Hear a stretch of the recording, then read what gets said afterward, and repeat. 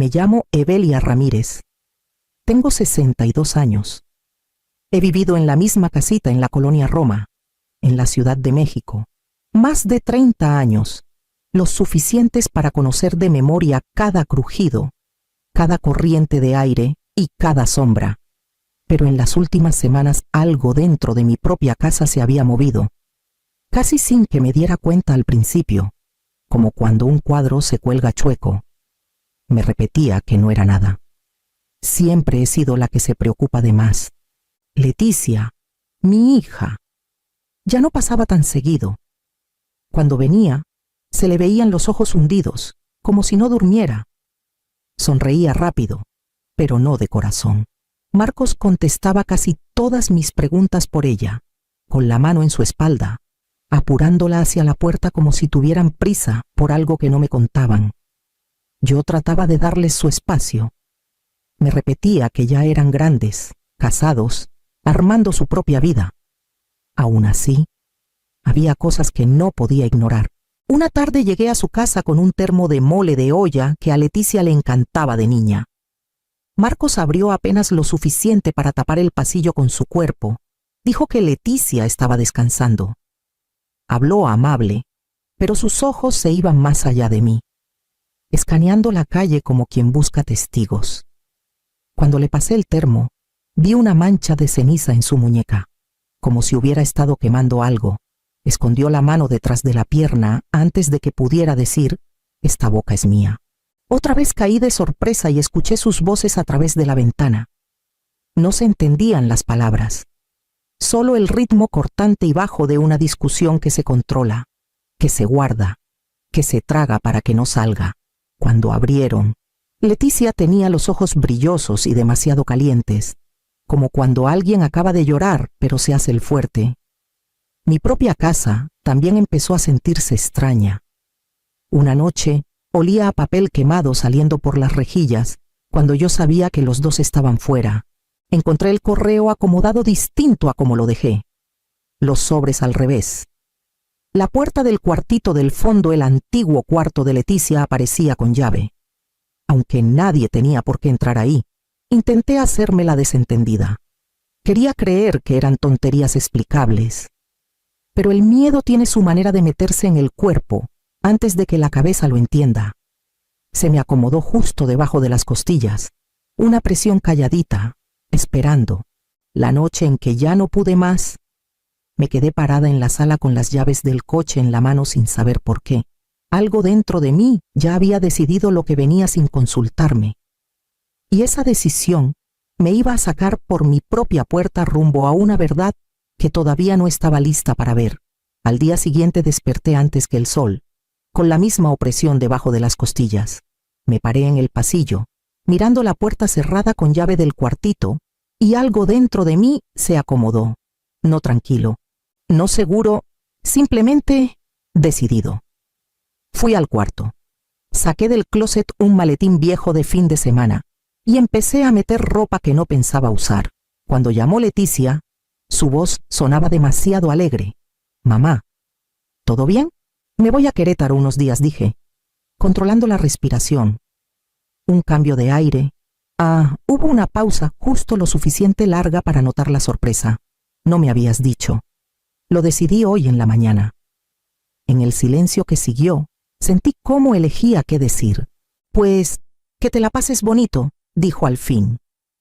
«Avísame cuando llegues». «Claro». Colgué y dejé el celular en la barra, con las manos temblando. No de miedo, al menos no del que te paraliza. Era otro miedo, el que te hace caminar. Salí por la puerta de atrás con el maletín y crucé el patio hacia la casa del señor Cuéllar. Ya estaba en el porche, envuelto en un suéter viejo, como si me estuviera esperando. «¿Te vas a algún lado?», Evelia preguntó bajito. Les dije que sí, contesté. «Solo necesito un lugar donde quedarme un par de días». Me miró con preocupación, no con juicio. «Pasa. Aquí no hay preguntas si tú no las quieres». Entré a su sala. La puerta cerró con un clic suave detrás de mí. «Creo que está pasando algo en mi casa», susurré. «Algo que no entiendo. El señor Cuéllar asintió despacio, como si mis palabras solo confirmaran lo que ya sabía. Entonces quédate aquí, dijo, y observa. A veces es la única forma de enterarte de la verdad. Dejé el maletín junto al sillón, oyendo el zumbido lejano de mi propia casa a través de la pared medianera, y sentí que la línea entre la duda y la certeza por fin se rompía. El señor Cuéllar se movía por su cocinita con la calma lenta de quien lleva años viviendo solo. Puso una taza frente a mí y se sentó enfrente. Sus ojos se quedaron en mis manos, que todavía temblaban alrededor de la taza caliente. Tú has estado nerviosa varias semanas, dijo en voz baja. Se te oye en los pasos. Intenté sonreír. ¿Me oyes caminar? Estas casas viejas hablan, murmuró. La tuya más que ninguna. Juntó las manos y esperó. Solté el aire que traía guardado desde ayer. Algo le pasa a Leticia, dije, y a Marcos. No sé cómo explicarlo, pero... No tienes que explicarlo. Su voz cortó suave, pero firme, como quitándome un peso. Yo también he visto cosas. Se me encogió el estómago. ¿Qué cosas se tomó su tiempo? Luces prendidas a horas raras. Voces en el patio como a medianoche. Alguien abriendo tu buzón cuando no estabas. A veces el hombre saca papeles al camioneto y los quema en un tambo chiquito. Se me aceleró el pulso. ¿Lo viste quemar papeles? Más de una vez, dijo. Siempre revisa las ventanas antes. Sentí que el piso se movía. ¿Por qué no me dijiste? Estaba esperando a que tú te dieras cuenta, respondió sencillo. Antes no me habrías creído. Me tapé la boca con la mano. Él alargó la suya y la puso apenas sobre mi muñeca, como ancla. Ahora estás aquí, dijo. Eso significa que ya estás lista para ver lo que tienes que ver. Tragué saliva con trabajo. ¿Qué debo buscar? Se acercó más, bajando la voz hasta que apenas cruzaba la mesa. Aún no mires. Cambian cuando creen que el mundo duerme. Me sostuvo la mirada con una seriedad que nunca le había visto. Espera hasta la medianoche, susurró. Ahí vas a entender. Sus palabras cayeron en la pieza como plomo, y comprendí que mi miedo ya no era vago ni inventado, era algo tan real que hasta mi vecino había estado espiando en la oscuridad. La medianoche llegó sin hacer ruido, de esas quietudes donde hasta respirar suena escandaloso. Me paré junto a la ventana del piso de arriba del señor Cuéllar, con la cortina apenas abierta. Él se quedó un paso atrás, callado pero firme. Siempre empiezan como a esta hora, murmuró. Fíjate en la puerta lateral. La puerta lateral de mi casa se abrió. Tal como dijo, Leticia salió primero, abrazando una caja de cartón contra el pecho, los hombros tensos, la cara pálida bajo la luz del porche. Marcos la seguía con otra caja, caminando rápido y con propósito. Me pegué más al vidrio. Esa caja. Ahí guardaba sus cuadernos de dibujos de niña, susurré. Ya no dijo el señor Cuéllar. Llevaron las cajas a la entrada del sótano, esa que se atora en invierno. Marcos jaló fuerte y Leticia se encogió con el ruido.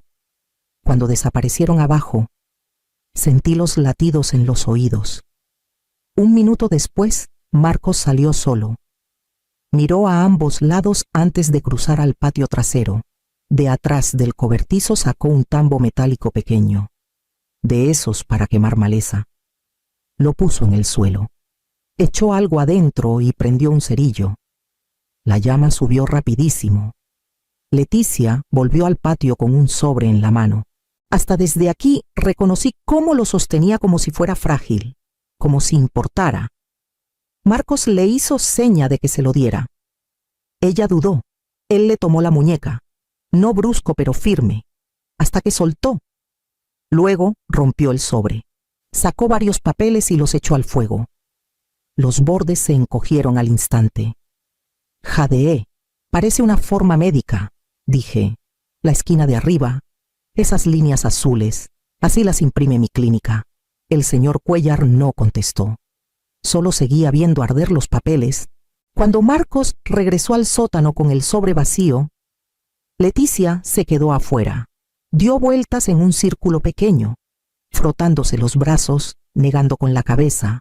Alzó la vista hacia las ventanas del segundo piso de mi casa, como escuchando algo. Luego, metió la mano en la caja que había traído y sacó un folder grueso. Mi nombre estaba escrito en el lomo. No mi nombre de pila, mi nombre completo de acta. Sentí que las rodillas me flojeaban. «Ese folder es mío», susurré. «Ahí tengo documentos que nunca guardé en la casa». Leticia lo abrió un segundo. Las páginas brillaron bajo la luz del porche registros. Firmas, números. Ninguno debía estar en sus manos. Lo cerró rápido al oír que Marcos la llamaba desde abajo. Cuando ella desapareció en el sótano, el señor Cuéllar puso una mano en mi hombro. Su voz baja, firme. «Ahora ya sabes», dijo. Me quedé en la ventana, sin poder apartar la vista del patio vacío, tratando de entender qué significaban esos documentos y por qué los estaban quemando pedacito a pedacito. Me senté en la orilla del sillón del señor Cuéllar, con la imagen del folder todavía grabada detrás de los ojos. Mi nombre en la letra de Leticia afilada, apresurada. Nada que ver con los rizos de cuando era niña. El peso me aplastaba el pecho hasta que todo se me nubló. Cuando Leticia tenía 6 años, metía su manita en la mía cada vez que notaba que estaba cansada. «Yo te ayudo, mamá», decía, arrastrando su sillita de plástico hasta la mesa para revolver la olla conmigo. Yo trabajaba de noche en la biblioteca, acomodando libros devueltos hasta que me dolía la espalda. Pero ella nunca se quejó de que la despertara temprano para la escuela. Se recargaba en mí con la luz de la mañana, tarareando. Después de que murió su papá, se volvió aún más protectora. A los 12 se sentó conmigo mientras llenaba los papeles del seguro de vida, una cantidad modesta, apenas para flotar. «No llores», me susurraba, poniéndome un trapo frío en la frente. «Vamos a estar bien». Vendí su camioneta para pagar su primer año de universidad. Recuerdo cómo lloró en mi hombro, jurando que algún día me lo pagaría. Yo le dije que no me debía nada. Solo quería su futuro, y ahora estaba en mi patio a medianoche, sosteniendo un folder lleno de documentos que nunca debieron salir de mi poder. Algo en su cara de hace rato tensa, ansiosa, inquieta era el mismo gesto que puso la noche que me dijo que dejaba la maestría. Solo que esta vez no había venido a casa a decirme la verdad. Me froté las palmas, tratando de parar el temblor. La niña que se aferraba a mi suéter en los mercados llenos había desaparecido, reemplazada por una mujer que cargaba secretos en la oscuridad. Desperté de unas horas de sueño inquieto, con el ruido del señor Cuéllar revolviendo cajones en la cocina. Cuando me incorporé, puso una carpeta manila gastada sobre la mesita. «Pensé que ibas a necesitar esto», dijo. «No quería enseñártelo hasta que estuvieras lista». Se me cerró la garganta. ¿Qué es cosas que he visto? Cosas que apunté. Adentro había notitas, fechas, horas, descripciones. Marcos trayendo desconocidos a la casa de noche. Leticia recogiendo sobres gordos de un hombre en un Tsuru viejo. Discusiones en el porche. En una hoja, con letra temblorosa, había escrito el hombre hablando de deudas. Algo de un negocio de casas que salió mal. Exhalé despacio. Deudas. Eso explica el pánico en sus ojos. Más que pánico, murmuró el señor Cuéllar. Desesperación. Abrí las hojas sobre mis piernas. Una nota me llamó la atención. Mencionó residencia para ancianos, susurré. «Lo oí decirle a tu hija que era la forma más segura de arreglar el asunto», dijo. «Que tú no te ibas a oponer». Se me retorció el estómago. «¿Arreglarme a mí?». Asintió. «Dijo que tu casa era el único bien que quedaba, que la necesitaban para cubrir lo que debía». Sentí que se me iba la sangre de la cara. «Mi casa está solo a mi nombre. No pueden tocarla». «Pueden», dijo suave. «Si demuestran que ya no puedes manejar tus cosas». Se me cortó la respiración, el folder, las formas médicas, los documentos quemados, falsificaron todo. Susurré. «Están armando un caso para tomar control de mis cuentas». El señor Cuéllar apoyó una mano en el respaldo del sillón. «Tu hija se veía enferma anoche. Está metida, pero también se está ahogando. Junté las manos para que dejaran de temblar. Mi propia hija, usando palabras de protección para despojarme de mi vida. La verdad cayó como metal frío. No estaban planeando mi futuro, estaban planeando el suyo, y me necesitaban fuera del camino para sobrevivir. Para la tarde ya tenía la decisión endurecida. Me senté en la mesita del comedor del señor Cuellar, mientras él ponía entre nosotros una grabadora viejita de mano. El plástico estaba gastado, pero encendió con un zumbido firme. Todavía jala, dijo. Las voces pasan por las rejillas. Toqué la grabadora apenas. Nunca imaginé tener que juntar pruebas contra mi propia hija. Te estás protegiendo, respondió, y tal vez le estás dando una salida a ella. Pusimos la grabadora junto a la pared medianera. En minutos se oyeron pasos leves y voces apagadas. Luego la voz de Marcos se agudizó. No se va a dar cuenta, masculló. Los papeles se vende a madre. La respuesta de Leticia apenas se oía. No quiero esto. Ya firmaste, le soltó. No me salgas con que te rajas ahora. Se me apretó el pecho. La grabadora seguía zumbando, imparcial y terca. El señor Cuellar me pasó una libreta. Apunta la hora. La letra me salía temblorosa, pero apunté cada momento. Después me llevó al cuarto de trastos. De una caja sacó un montón de sobres que Leticia había dejado semanas antes. Dijo que eran para donativos, explicó. Los abrí con cuidado.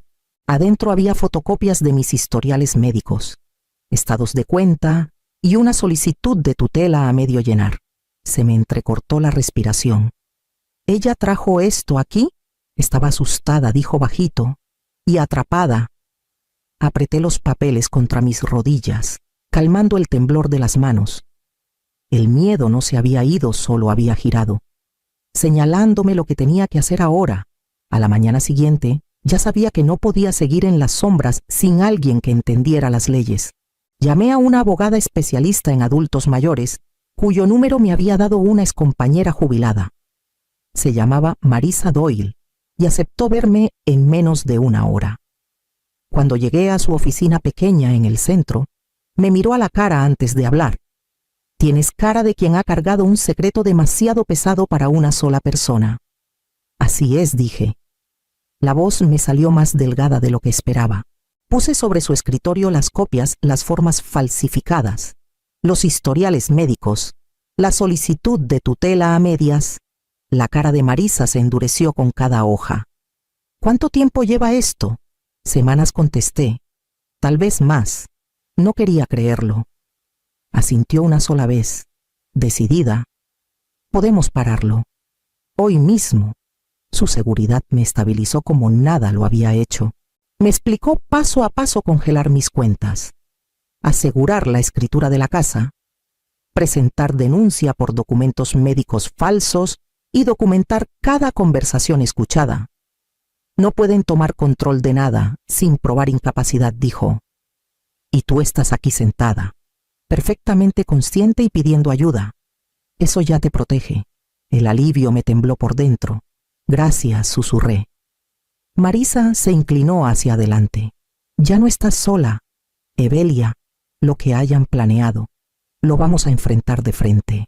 Cuando salí de su oficina, el ruido de la ciudad se sentía lejano, como si caminara bajo el agua. Las manos me seguían temblando, pero por primera vez no era de miedo. Pasó más rápido de lo que esperaba. Marisa me había dicho que podía tomar un día o dos, pero esa misma tarde, 2 patrullas de la policía de la Ciudad de México y una investigadora de protección de adultos mayores subían por mi calle con linternas cortando la penumbra. Yo estaba junto a la ventana del señor Cuellar, las manos pegadas al vidrio frío. Adentro de mi sala, Marcos se quedó helado cuando tocaron. Leticia retrocedió tan rápido que chocó con la esquina de la mesa. Uno de los oficiales habló por la puerta. Venimos a hablar con Evelia Ramírez. La voz de Marcos se quebró. Ella no está, se fue de viaje. La investigadora contestó tranquila. Tenemos documentación que indica lo contrario. Abra la puerta. Marcos dudó. la mandíbula tensa, la respiración fuerte hasta para mí desde la ventana. Luego abrió apenas, metiéndose entre los oficiales y el pasillo. Debe haber una confusión, dijo. Evelia está confundida. A veces se pierde, se le olvidan las cosas. Mi esposa y yo estamos manejando sus asuntos. Leticia se encogió al oír la mentira. La investigadora levantó la forma de tutela falsa. Esta es su firma. Leticia se tapó la boca. No quería firmarla. Susurró. Me dijo que íbamos a perder todo si no lo hacía. Marcos se giró hacia ella. Leticia, cállate. Ella negó con la cabeza. Las lágrimas cayendo. Mamá no está confundida. Los confundidos somos nosotros. Estábamos desesperados. Tú dijiste que no había otra salida. Los oficiales pasaron a Marcos y empezaron a revisar la casa. Él intentó seguirlos, pero uno lo detuvo. Desde la casa de junto vi derrumbarse la fachada Marcos dando vueltas, sudando, negando. Leticia hundiéndose en el sillón, tapándose la cara con las dos manos. El señor Cuéllar puso una mano firme en mi hombro. La verdad por fin había salido a la luz, y ninguno de los dos podía esconderse más. La casa se sentía extrañamente tranquila cuando entré a la mañana siguiente. No vacía, por fin mía otra vez. A Marcos se lo habían llevado a declarar toda la noche, y Marisa me dijo que los cargos por fraude y tentativa de tutela por engaño ya iban avanzando. Leticia llegó apenas salió el sol. No tocó de una vez, solo se quedó en el porche abrazándose. Cuando abrí, tenía los ojos rojos e hinchados. Ya empecé terapia, dijo con voz temblorosa. Ya tengo la cita. No puedo borrar lo que hice, pero quiero entender por qué lo permití. Asentí, con las manos quietas a los lados. Espero que sí. Ella captó el límite en mi tono. Te voy a dar tu espacio, mamá. Sé que lo necesitas. Sí, dije bajito, pero no te deseo ningún mal. Una lágrima le rodó por la mejilla y retrocedió, aceptando la distancia. Después de que se fue, preparé té y abrí las cortinas, dejando que la luz suave de la mañana se acomodara en los cuartos.